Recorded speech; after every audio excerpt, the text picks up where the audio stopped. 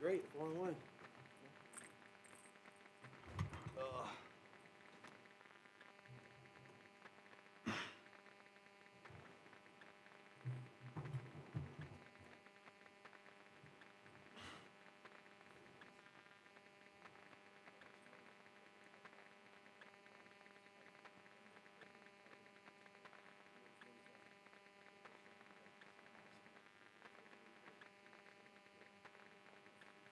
Um, Man, that goes back to winter workouts.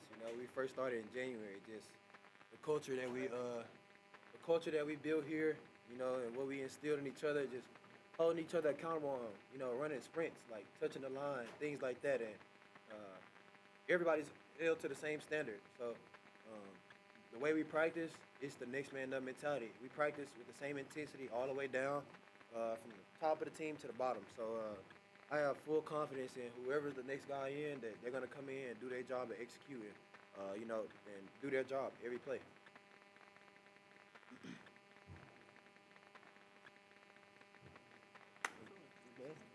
A lot of inspiration.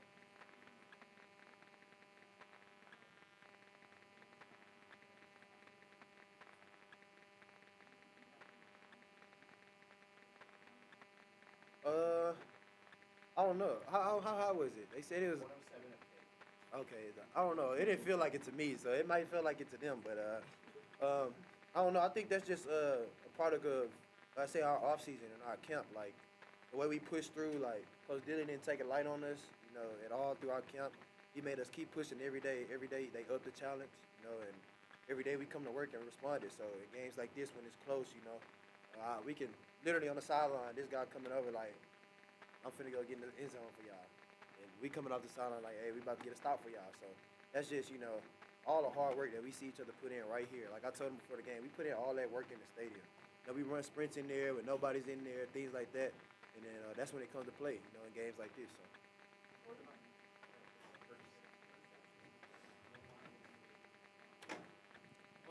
Yeah, just bad play. I don't know. I really don't try to think about it too much. Try to get to the next play, and that's what I did. I feel like, yeah, we responded.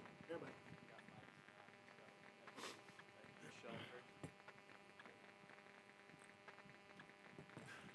For Jordan and Sam, can you kind of talk about when you got the ball back there for that last possession after you had the targeting and Clayton ejected and them scoring late? So kind of the mindset going into that last possession. Yeah, it's not new. We just fall back on our training. We do 2 minute all the time in practice. I'd like to say once or twice a week. So it's something that we practice. And Dillingham just said, just go fall back on your training. We did what we did, and we had 3 timeouts and 2 minutes left, so we had a lot of time. We're able to bust a big run, and helped us set it up. O-line play a hell of a game all day. And then trusted my dog. A couple plays early in the game, it was a couple mistakes, but why would I ever lose faith? I see the way that he come to practice every single day. We put in that work, and he keeps killing. So, never lost faith in that. For Jordan, Patrick Auer and Cronkite News, can you speak on what Coach Hines has meant to you, to be in moments like this when the game's on the line, preparing you to make that big play, and just kind of how you've handled it and how you think you can grow more, obviously being in that position? It's everything, bro. He's taught me so much in the short time he's been here, bro. Like on that touchdown, bro, he's been dig. Doug, what happens? Touchdown. It's everything, bro. Like he's been there, done that, so he's not gonna tell me nothing that's wrong. He's gonna tell me everything what's right to do.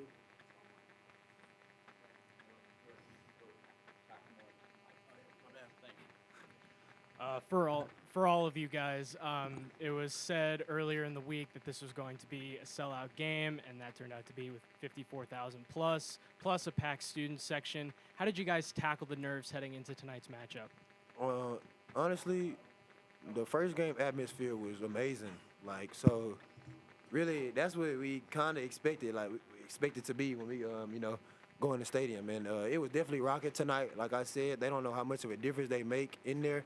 Their environment was a great college football environment, Big 12 game. So for me, it was lovely. It's everything, bro. Like it's the difference between a win and a loss, bro. Having that crowd behind you, screaming on third down, them getting out, not like just getting out of their mind, kind of. So it's everything. Yeah, nothing new. We played in this environment a couple times before, so just come in it, play with our guys. Mike, is your question for X or? Oh, no. Okay, X will let you go and then say the piece to you guys. Funny backstory about close games.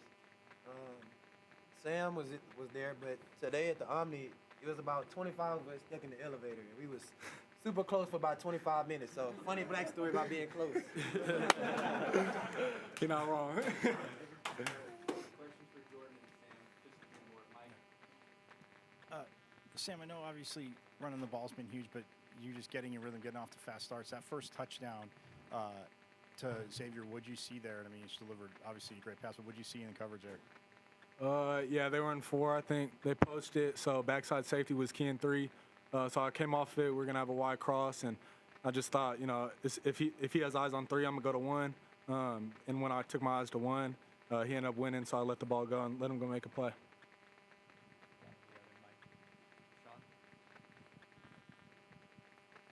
Jordan, obviously it's been a wild ride throughout your collegiate career. You missed last year due to injury. So what does a moment like that where you have a game-winning touchdown mean to you? Man, it means everything, bro. God got me through this whole process I've been through. It was the hardest thing I've ever done in my life, like by far. I just really never been through no adversity, bro. God knew He had to shape me to fight back through adversity like today. So I think God just prepared me for it, just having that injury and knowing how to fight back from adversity. Yeah, Sam. Seems like your chemistry continues to build with your receivers and you're accurate down the field today. How did that feel just kind of all coming together, especially after a bye? Yeah, that just comes from putting in the work in practice. We've been harping on all week, just playing catch, and a couple of my biggest things I wrote on my whiteboard was just being calm in the pocket, and ultimately that, helps my accuracy, and we talked about some footwork stuff and stuff like that, so just being calmer, and then just trusting my receivers and trust my eyes, like you said before the game. So. What was it about the footwork stuff? I just was bouncing a little too much. So when I would go to throw the ball, I'd be popping in the air, and then when I go to throw, I wouldn't be set. So a couple things, just being is more of a push rather than a pop. And now I like to dorsiflex my feet a little bit, if y'all know what that means. And just kind of helps me keep my cleats grounded a little more. Yeah, Sam, Scat has been talking about how with the bye weeks in place, it splits the season into essentially thirds. Did this game feel like a new beginning for you and your squad, or just a continuation of what you were seeing in the first few games? I wouldn't say a new beginning. I'd just say back to what we do. Last week, or the last game we played wasn't our brand of football, so we got back to that. First 2 weeks, we talked about going into the bye week, and then this week we all talked about the energy in practice, and having the same passion for the game, and it's hard to do. It's hardest thing in football is being consistent and winning. So, all props to this man because, he harps on that. The only reason we perform like that in practice is because the head man saying stuff like that, and then we got to go out there and do it as well. So big props to the whole team. Sam, I felt like today you were really using your legs quite a lot. Was that part of the game plan, and what was you seeing out there to make you scramble that much? I wouldn't say it's part of the game plan. It's just, run the play and do what it gives you. So I had the looks and had the opportunities in those moments to, go make a play with my legs, so I did that.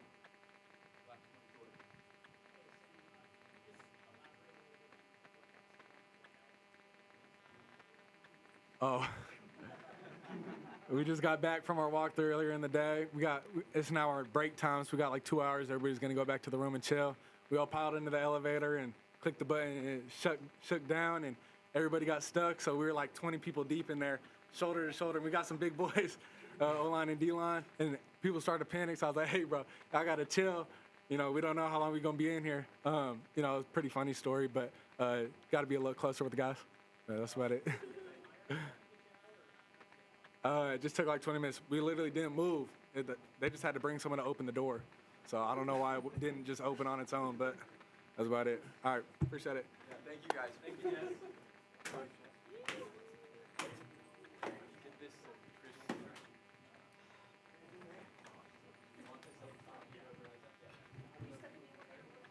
No, I was not stuck in the elevator. We had some recruits over here, so I came back here after our walkthrough. Luckily. Kenny, that was quite a fourth quarter. Can you just take us through just the range of emotions and staying focused on the last drive and how the team performed? Yeah, we talked about it at halftime. It's not about, stopping them on the first drive of the second half. It's about winning every single play. And it doesn't matter how many plays it takes, win every single play. And that's what it was. I mean, once again, we played an ugly game, but we played so hard. We played with passion. And we made the plays in the fourth quarter. I mean, when you throw an up route to a guy who's dropped the ball for an interception and score a touchdown, Jordan Tyson, and then they go down, you get them to 3rd and 7, and you get a pass interference. I mean, we had four penalties on 3rd and 7 plus in the game. I mean, I'll have to go look at them that were absolutely catastrophic in the football game. They just killed us, and I don't know if they're all our fault, and I'll go look at that.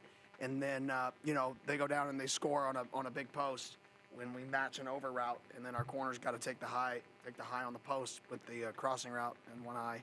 And then we responded on offense again, got the ball back over 2 minutes, and we can still run the football because there's 2:03 left. Pop a big run with that left because you can, and good job by our guys just executing, man. That was it. We just played the next play.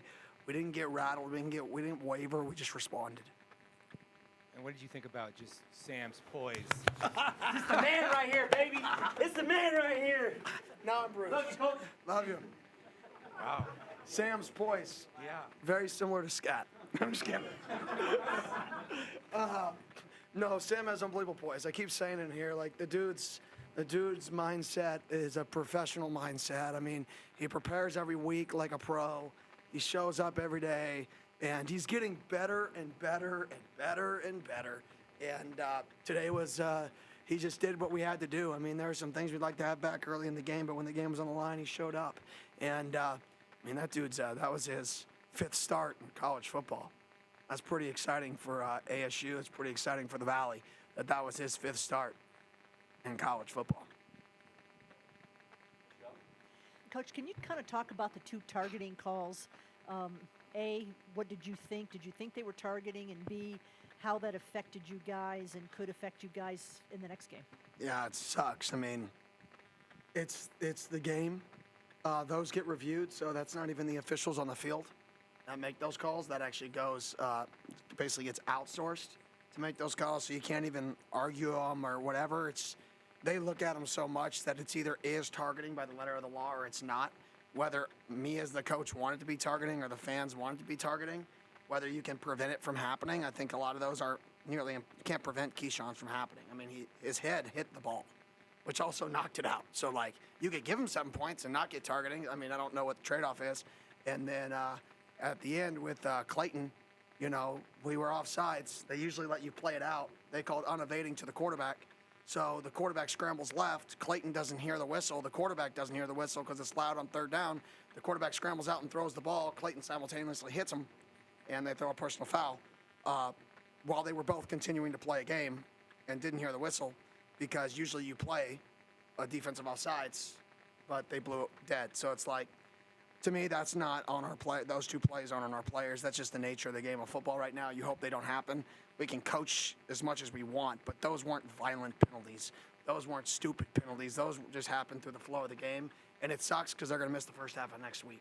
And I wish there was different levels of targeting penalties, like malicious targeting penalties, and just targeting penalties that happen with the flow of the game to eject you. But that's not the rules.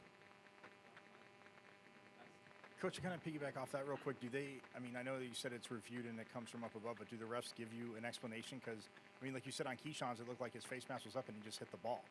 Yeah, I mean, they, to be honest, I don't really ask. When things go pretty much outside of their jurisdiction, I'm arguing with the messenger at that point. Plays that happen live, I definitely want to know what's going on. Like the fumble at the beginning of the game on the punt where the whistle didn't blow.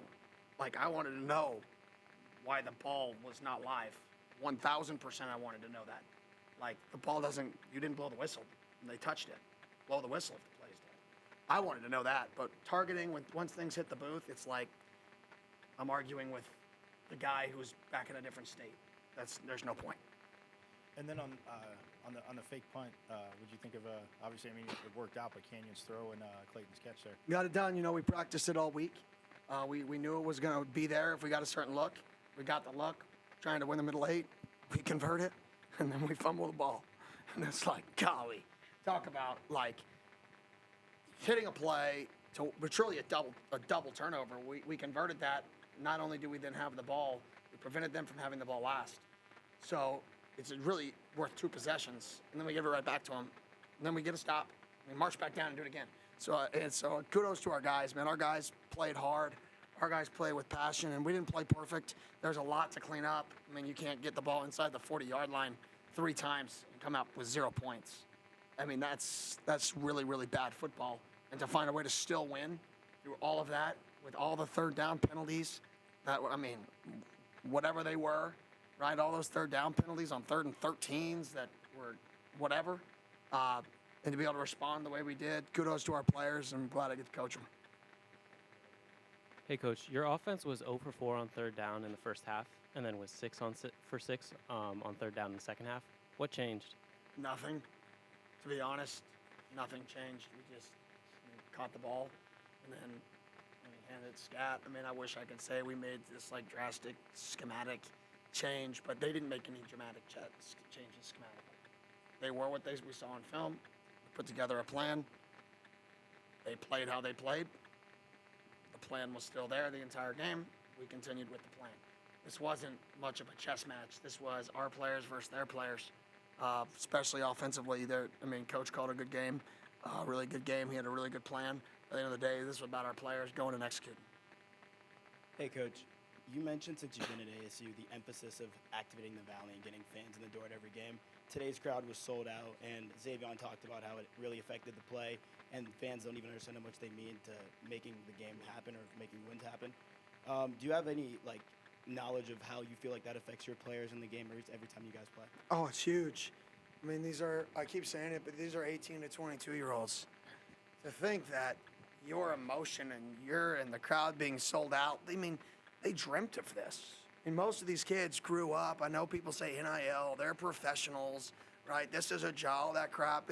It's somewhat true, but it's not. These are still 18 to 22-year-olds that they run out of the tunnel, and they dreamt of it being a sold-out crowd and running through all the fans and people cheering, fire up the crowd. That is still real. That is still 18 to 22-year-old emotions. And when you're 18 to 20, some people are 24. Poor gay. But when you run out of the tunnel and you feel that, that's real, and it fuels our guys. And 3-0 at home, which is awesome, and it's a great start, and it's a lot to the fan base. So, I'm glad and I'm proud of the fan base for how they've shown up so far this year. And we got a big one on Friday night. So cancel your plans, right, and get back out here to the stadium.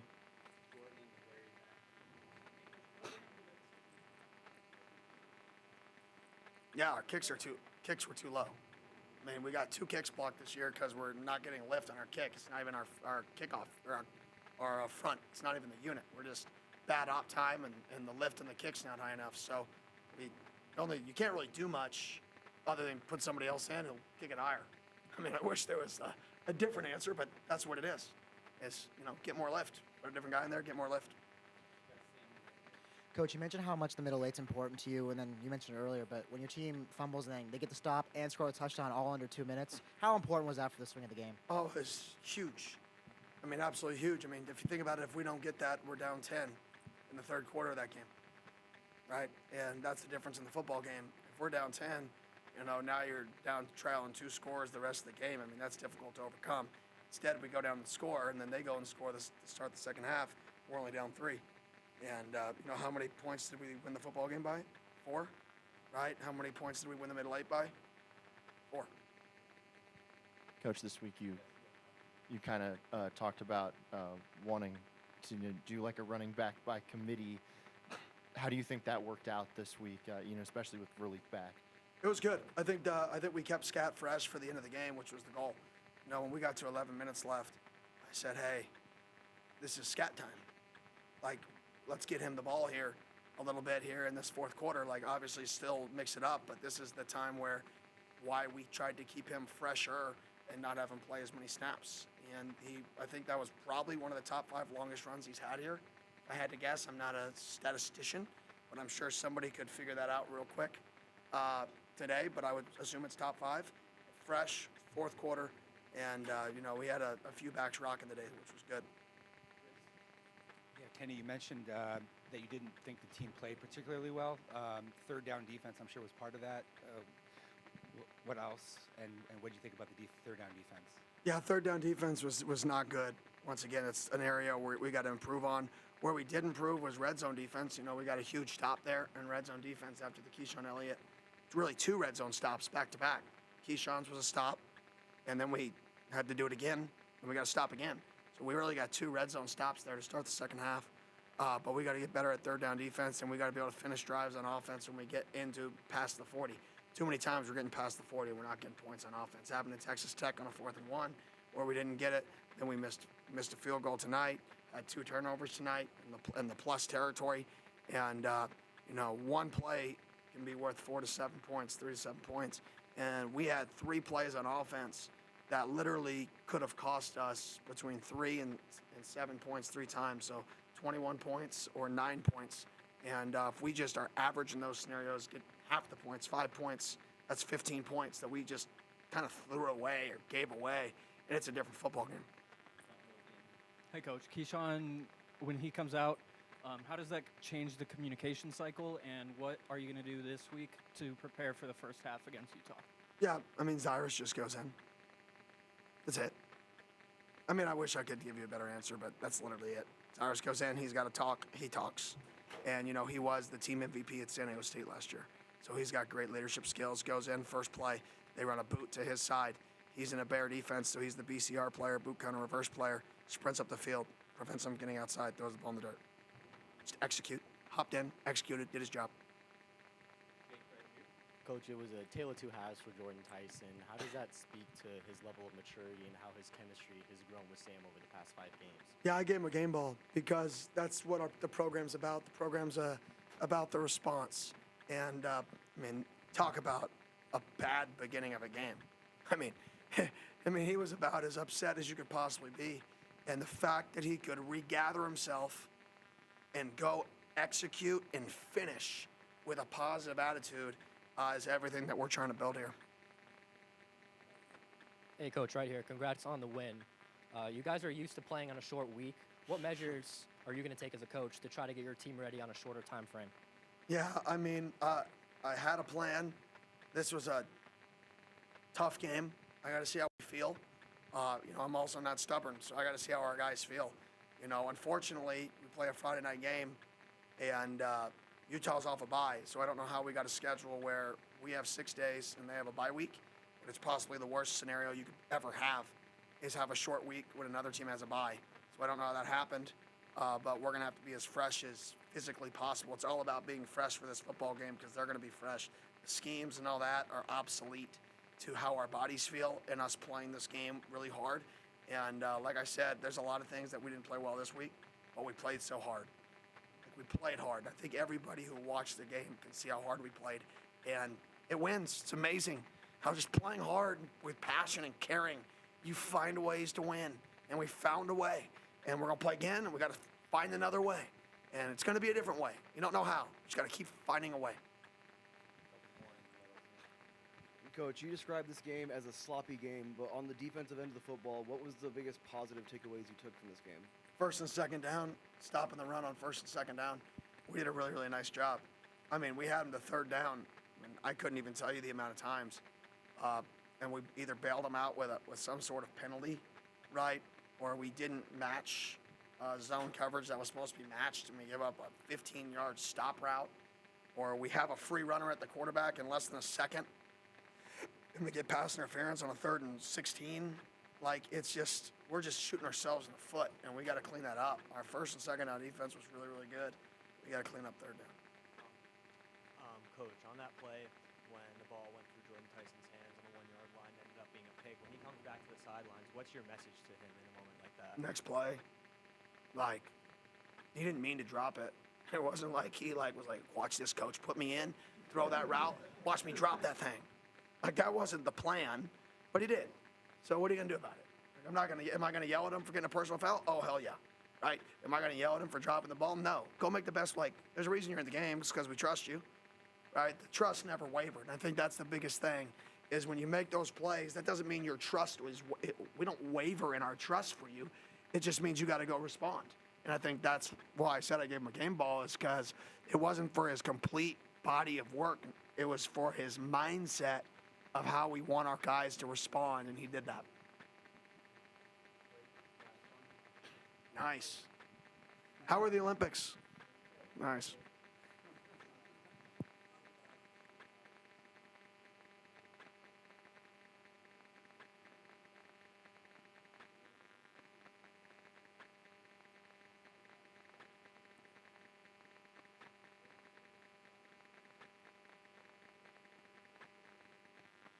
Our guys tonight were we were back to more games 1 and 2. And I don't know if that's a home thing. And, you know, the away games are just different for us. I don't know what the comfort level is, but our guys never wavered in the game, even though it didn't go the way we wanted to on defense at the end. He still never wavered. Like, you never looked in the guy's eyes and felt worried, right, or felt a panic. And they played hard all game. Like I said, a lot of things to clean up, but we played hard. I don't know if that's a home thing or an away thing or what that is. I wish I could put my finger on it. But we definitely played this game today with an absolute passion. Our guys cared. Our guys flew around. And, yeah, were there still some dumb penalties that happened? Yes, but they weren't normal dumb penalties. They weren't malicious dumb penalties. I mean, we get a flag for spiking the ball. I mean, usually you don't get flags for spiking the ball, but the ball bounced too high. That's legitimately, the spike was too large of a spike, right? So it is what it is. I'm not going to get mad at our guys for stuff like that. We celebrated with each other. We played hard. We played with passion. We got to continue to do that. Thank you.